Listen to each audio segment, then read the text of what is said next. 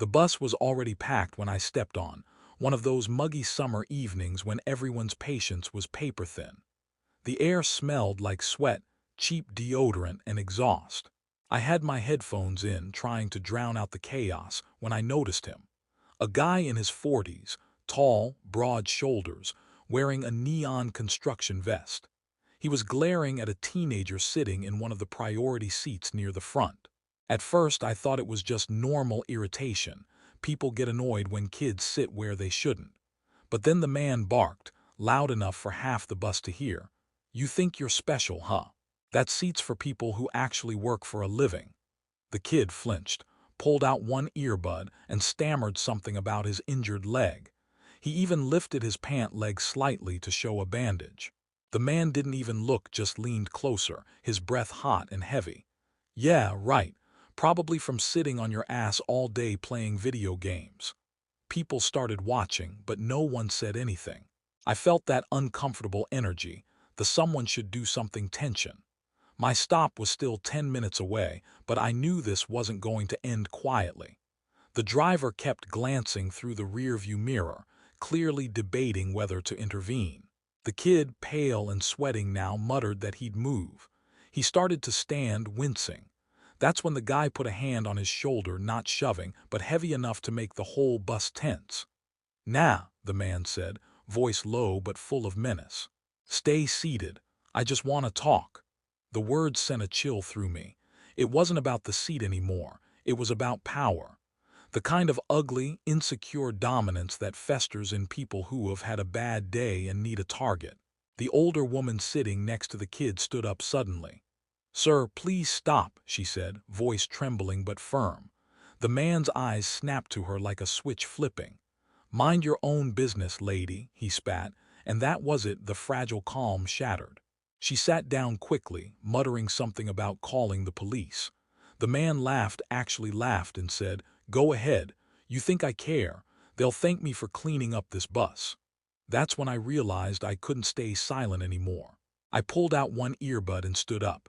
My voice came out louder than I expected. "Hey, leave him alone." The whole bus went still. The man turned, slow, like he couldn't believe anyone had actually spoken to him. His eyes locked on me, gray, bloodshot, full of rage and something else. Exhaustion, maybe. "Oh, you want to be a hero now," he said, stepping forward. I could smell the alcohol on him even from a few feet away. "What, you think you're gonna teach me manners?"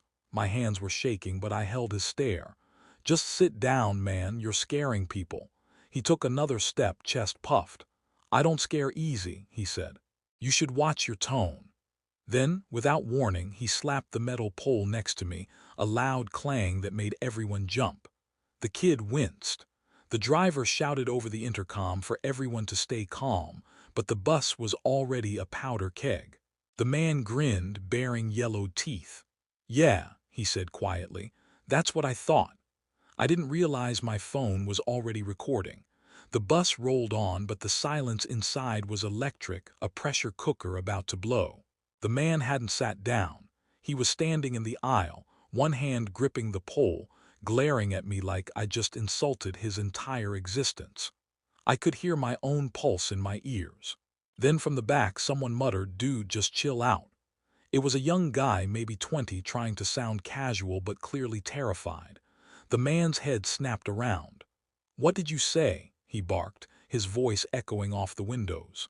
"I said chill out, man, you're freaking everyone out." For a second it looked like he was going to swing. His hands twitched, his jaw flexed. Then he laughed, a deep, ugly sound. "You people," he said, "you all think you can talk to me like that. You don't even know what real work feels like." He slammed his palm against the seat, making the kid jump again. "You've never broken your back for a paycheck." The kid whispered, "Please, just stop." His voice cracked on the last word. The driver finally pulled the bus over. "Sir, you need to get off," he said over the intercom. "Right now." But the man didn't move. He just grinned and said, "Then you'll have to make me." I remember that moment vividly, the feeling that something irreversible had clicked into place. A few people started gathering their things, trying to move toward the back exit. One mother shielded her little girl's face with her arm. The kid with the bandaged leg tried to stand again, but the man blocked him, one arm outstretched across the aisle like a barrier. I said it before I could think. "If you touch him again, I swear." He turned on me instantly, eyes wild. "You swear what, huh? You gonna hit me?" He was inches away now, the alcohol on his breath thick enough to make me dizzy. The driver was on the phone, clearly calling the police. The tension was unbearable. I held up my phone so he could see the recording light. "It's all on video," I said. "Every second you touch anyone, you're done." For a second he froze. I thought maybe finally it was over. Then, without warning, he swung. He didn't hit me, his fist connected with my phone instead, sending it flying down the aisle. It clattered to the floor and cracked. Gasps erupted all around. And that was when everything happened at once. The kid shouted "stop" and tried to stand between us. The driver jumped out of his seat and ran down the aisle. Someone at the back yelled, "He's got a knife." And suddenly the whole bus was in chaos. People screamed, chairs scraped. Someone dropped a bag of groceries that exploded oranges across the floor. I stumbled backward, my hands up, trying to see if the guy really did have something in his hand. In the flickering fluorescent light, I saw it, a small box cutter, the kind construction workers use. Not huge, but enough to terrify. The driver stopped halfway down the aisle, hands raised. "Sir, put it down." The man's chest was heaving, eyes darting between me, the driver, and the kid. His voice cracked when he shouted, "You don't get it. You all look at me like I'm nothing." The kid whispered. No one said that, tears in his eyes. And then, just as suddenly as it began, the man dropped the box cutter. It hit the floor with a metallic clink. He slumped into the nearest seat, burying his face in his hands. The entire bus exhaled at once. I remember standing there, heart pounding, the smell of sweat and fear thick in the air, and realizing my phone was still recording, lying cracked on the floor. The police arrived within 5 minutes, but it felt like an hour. The driver had stopped the bus on a quiet side street, hazard lights flashing, and no one dared move until they showed up. 2 officers climbed aboard, calm but alert, one hand already on his holster. The man didn't resist. He just sat there, slumped, eyes distant, like the rage had burned itself out and left him hollow. When the cops cuffed him, he didn't even flinch, didn't say a word. The rest of us just watched in stunned silence. The kid, still shaking, wiped his face and whispered "thank you" when the officers led the man away. As they walked him past me, he turned his head slightly, just enough to look me in the eye. For a second I thought I saw something flicker there. Not anger, not remorse, just recognition. Like he'd chosen me from the start. Like I'd been the one he wanted to break. The police took our statements, the driver gave them the security footage, and eventually the bus was cleared to continue. But no one really relaxed. The ride after that was dead quiet. When I finally got off, I could still hear the echo of that clink, the sound of the box cutter hitting the floor looping in my head. That night I couldn't sleep. Every time I closed my eyes, I saw his face, the way it twisted when he said, "You all look at me like I'm nothing." I kept wondering what had pushed him that far. What kind of day, what kind of life makes someone explode like that in front of strangers? The next morning I checked the local news. There it was. Bus altercation leads to arrest, passenger brandishes weapon. They didn't name him, but the photo was unmistakable. The article said he'd been released on bail pending evaluation. My stomach dropped. Released. That word hit me harder than I expected. I hadn't realized until then that I'd assumed he'd be locked up, that the fear was over. But now, what if he remembered me? What if he wanted to finish what he started? By evening, I'd convinced myself I was overreacting. I went for a walk, grabbed takeout, tried to act normal. Then, as I was walking home, I passed a bus stop. The ad space on the side shelter was cracked, the glass splintered, and scrawled across it in black marker were 3 words, "You filmed me." I froze right there on the sidewalk. The words weren't just random graffiti, they were fresh. The ink was still glossy, glistening in the streetlight. My heart started pounding so hard I felt it in my throat. I spun around, scanning the street, but it was empty. No footsteps, no cars passing, just the low hum of the city at night. I tried to rationalize maybe it wasn't about me.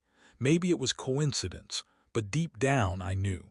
I took out my cracked phone, opened the video. The recording ended right after he dropped the box cutter. His voice was shaking, broken, but near the very end, just before the file cut off, there was something I hadn't noticed before. A whisper. Barely audible but clear when I replayed it with headphones. "See you soon." I deleted the video on instinct. Then I realized if I deleted it, that meant I'd lost the only proof of what really happened. That night, I pushed a chair against my apartment door before going to bed. I told myself it was just to feel safe.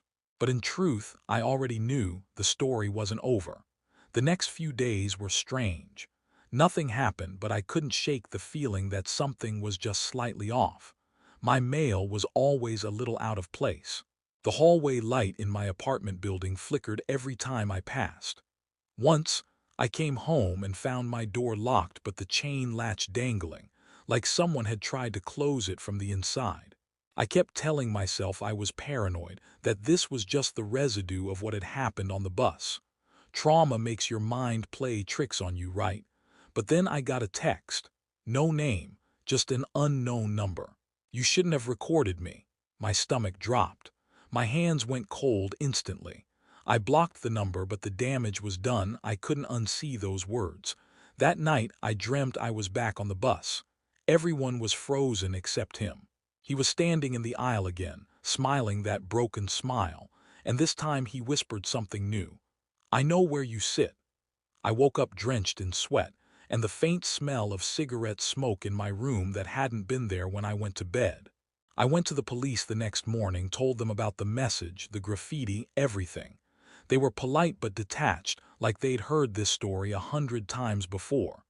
"Do you have the message saved?" one officer asked. "I blocked it," I admitted, "but I took a screenshot." He nodded, jotting something down. "Could be a prank. We'll check if the number matches his record. Try not to engage." "Try not to engage," I snapped. "He threatened me," the officer sighed, giving me the same look I'd seen too many times already, that mix of pity and procedural boredom. "You said he didn't physically attack you, right? Without direct harm, there's not much we can do. Stay vigilant, stay vigilant." That phrase stuck in my head the rest of the day, looping like a curse. That night I installed a cheap camera by my door, just in case. When I checked the footage the next morning, it was mostly empty. Except for one frame, at 2:43 a.m., a man-shaped blur in the hallway, head tilted toward my door. I told myself it could have been anyone, a neighbor, a drunk, a delivery guy lost in the dark. But when I zoomed in, I noticed something that made my stomach twist. He was wearing a construction jacket. The same orange reflective kind the man on the bus had worn. I tried to stay calm, but my brain was screaming. I sent the clip to the police, no response. I sent it again. Nothing. I even called the precinct directly, and they told me someone would review it soon. 2 nights later, I woke to the faint sound of something metallic scraping outside my door. I didn't move, I didn't breathe. I just stared at the shadow under the frame where 2 feet were clearly visible, unmoving. Then came 3 slow knocks. Knock, knock, knock. I couldn't scream, I couldn't even think. I just sat there, clutching my phone, praying he'd go away. Eventually, the sound stopped. When I finally found the courage to check the hallway through the peephole, there was no one there, just a folded piece of paper on the floor. In shaky handwriting it said, "You shouldn't have deleted it." I didn't sleep after that. I sat in the corner of my living room with the lights on, the paper still on the floor like a loaded gun I was too afraid to touch. Around 5 a.m., I finally called my sister. She's the only person I trust enough to tell everything. When she picked up, I was shaking. "He was here," I said, barely able to get the words out. "He left a note." She didn't even ask who he was. She just said, "Pack a bag, come stay with me." I did. I left the paper where it was, grabbed my essentials, and drove across town with the rising sun in my rearview mirror. I kept expecting to see headlights following me. Every time I stopped at a red light, I checked the mirrors twice. I didn't breathe easy until I pulled into her driveway. She hugged me, but I could tell she thought I was spiraling. "You need to talk to someone," she said softly. "A therapist. This kind of fear, it eats you alive." I wanted to believe her that this was all in my head, but when I checked my phone later, I had a new text. No number again. Running doesn't help. The next day, my sister convinced me to go to the police again. This time I brought the note and my phone. The officer at the front desk looked tired before I even started talking. When I showed him the text, he frowned. "Are you sure it's the same guy?" "I saw him on the camera," I said, "and now he's leaving notes at my door."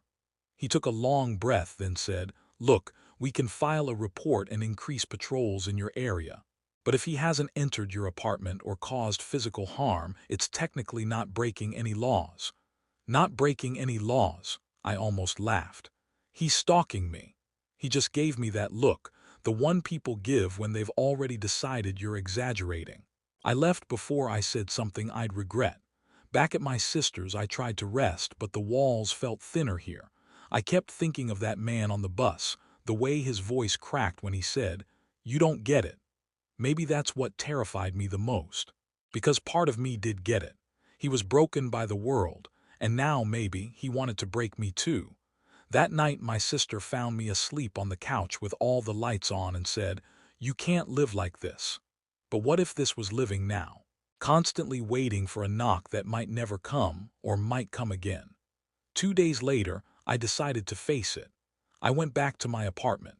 My sister begged me not to, but I told her I needed to get some of my stuff and prove to myself I wasn't being controlled by fear. The place smelled stale when I unlocked the door, like dust and something else, metallic. I stood in the entryway for a long time before stepping in. The chair I'd pushed against the door was still there, untouched.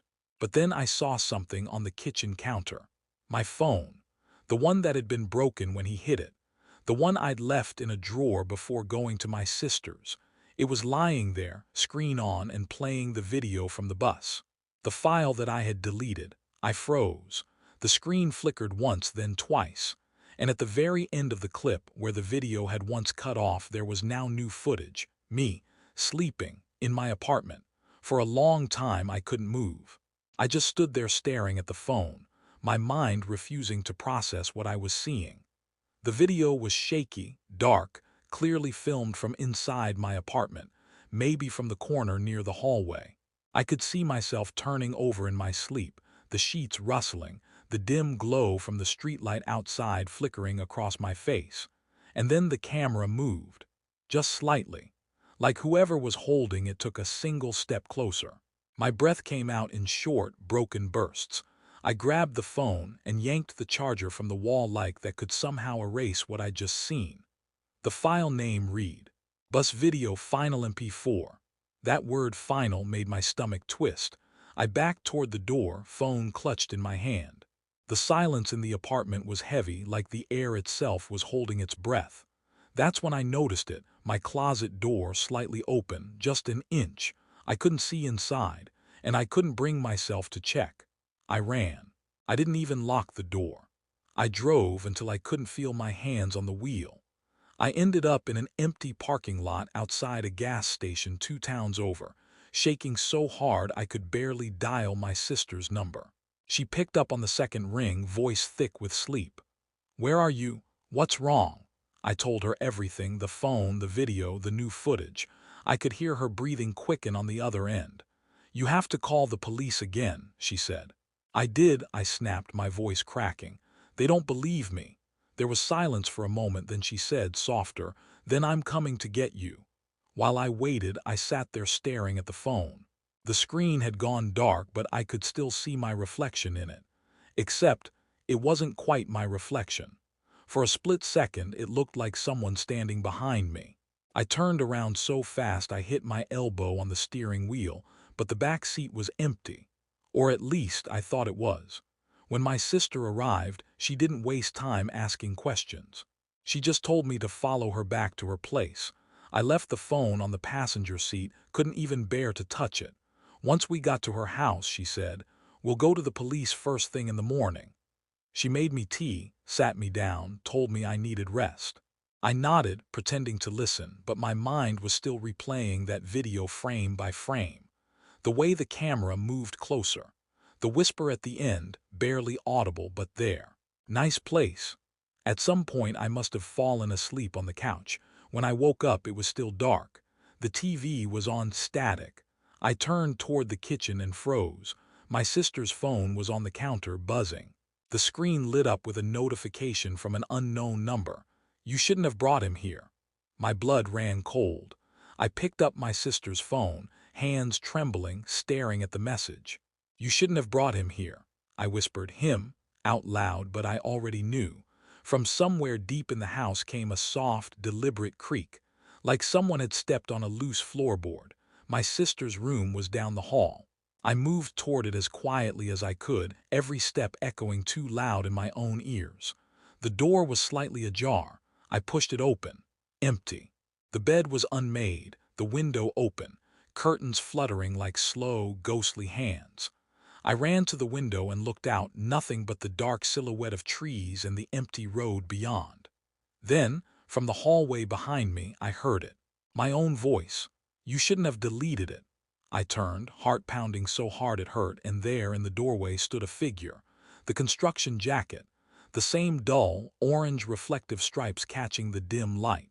But the face, it wasn't him, it was me. I don't remember what happened next, only flashes. The sound of breaking glass, my sister screaming my name, police lights flickering red and blue against the walls, and then silence. When I came to, I was in a hospital bed. A nurse was talking softly to someone outside the door. I caught only fragments: exhaustion, hallucinations, trauma response. They told me later that my sister was fine, that I'd been found in her living room, unconscious, no one else around. No sign of forced entry. The video on my phone was gone, completely wiped. But that's not what keeps me awake at night. It's what I found when I finally got my phone back from the police. Buried deep in the gallery, among random file data, there was one corrupted thumbnail. No name, no date, just static. When I tapped it, it opened to a single frame. Me, sitting on that same hospital bed, filmed from the corner of the room, and faintly through the static a whisper, "See you soon."